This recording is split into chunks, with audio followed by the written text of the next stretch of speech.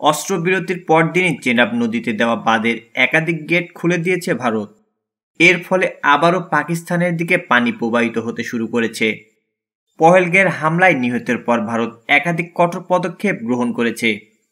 এর মধ্যে অন্যতম ছিল পাকিস্তানের দিকে পানি প্রবাহ বন্ধ করা এবং পাকিস্তানি নাগরিকদের দেশ ছাড়ার নির্দেশ। ভারত সরকার সাময়িকভাবে সিন্ধু পানি চুক্তি স্থগিত করে এবং চেনাব নদীর বাগলিহার ও সালাল বাঁধের গেট লাগিয়ে প্রবাহ আটকে দেয়। ফলে পাকিস্তানের দিকে চেনাব নদীর জল স্তর আশঙ্কাজনকভাবে কমে যায়। দেশটির প্রশাসনের বরাতে ভারতীয় বিভিন্ন গণমাধ্যম জানিয়েছে, সম্প্রতি জম্মু কাশ্মীরে টানা বৃষ্টির কারণে বাগলিহার ও সালাল বাঁধের পানি স্তর বেড়ে গিয়েছিল। বাঁধে অতিরিক্ত জল জমে থাকায় তা ছেড়ে দেওয়া প্রয়োজন হয়। বিশেষজ্ঞদের মতে পানি না ছাড়লে বাঁধের ওপর অতিরিক্ত চাপ পড়ে বিপর্যয় সৃষ্টি হতে পারত। যদিও সরকারিভাবে এখন পর্যন্ত বাঁধের গেট খোলার প্রকৃত কারণ জানানো হয়নি। গেট খোলার পরে পাকিস্তানের চেনাব নদীর শুকিয়ে যাওয়া এলাকাগুলোতে আবারও জল প্রবাহিত হচ্ছে। এতে নদীর নিম্ন অঞ্চলগুলো প্লাবিত হওয়ার শঙ্কা দেখা দিয়েছে। পাকিস্তানি প্রশাসন ইতিমধ্যেই কিছু এলাকায় বন্যার সতর্কতা জারি করেছে। পূর্ব সতর্কতা ছাড়াই চেনাব নদীর বাঁধ খুলে দিয়েছে ভারত। এতে তুমুল বেগে পানি পাকিস্তানের দিকে যাচ্ছে। শুষ্ক মৌসুমে পাকিস্তান অংশে নাব্যতার সংকট থাকায় প্লাবিত হওয়ার শঙ্কা ঘিরে ধরেছে নদীর তীরবর্তী মানুষদের। ভারত রামবানে চেনাব নদীর উপর নির্মিত বাগলিহার জল বিদ্যুৎ প্রকল্পের বাঁধও খুলে দিয়েছে। এই ঘটনার আগে শনিবার বাঁধের দুটি গেট খোলা হয়েছিল।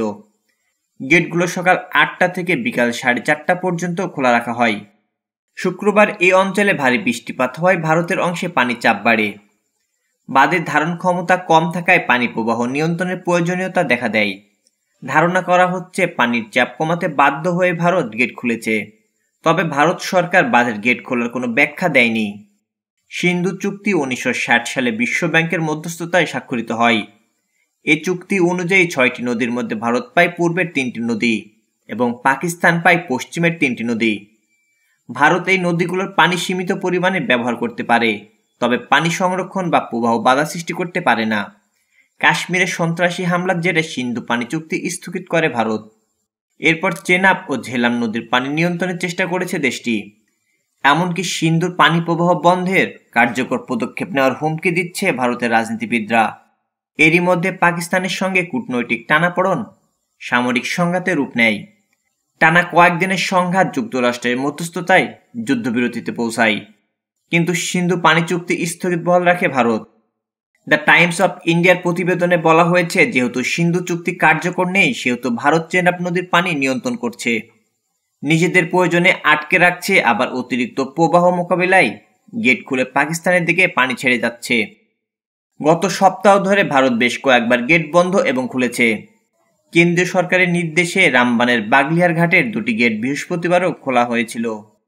একই পরিস্থিতি ঝেলাম নদীতে। চুক্তি স্থগিতের পর কিছুদিন বাঁধের গেট বন্ধ রাখে ভারত, কিন্তু ভারতীয় অংশে প্রবল বৃষ্টিপাতের ফলে সেটি বন্ধ রাখা সম্ভব হয়নি। নিয়মিত বাঁধের গেট বন্ধ ও খুলে দিচ্ছে নরেন্দ্র মোদীর প্রশাসন। ভারতের এমন আচরণ পাকিস্তানকে ভাবাচ্ছে। দেশটির সেচ ব্যবস্থা মূলত পশ্চিমের নদীগুলোর উপর নির্ভরশীল। পানি প্রবাহে সামান্য পরিবর্তন ও ফসল উৎপাদনে বড় প্রভাব ফেলতে পারে। এছাড়া পাকিস্তানের 1/3 বিদ্যুৎ জল বিদ্যুৎ থেকে আসে। উজানে পানি প্রবাহ কমে গেলে বিদ্যুৎ উৎপাদন ব্যাহত হতে পারে, আবার হঠাৎ বেড়ে গেলে প্রকল্প ক্ষতিগ্রস্ত হতে পারে।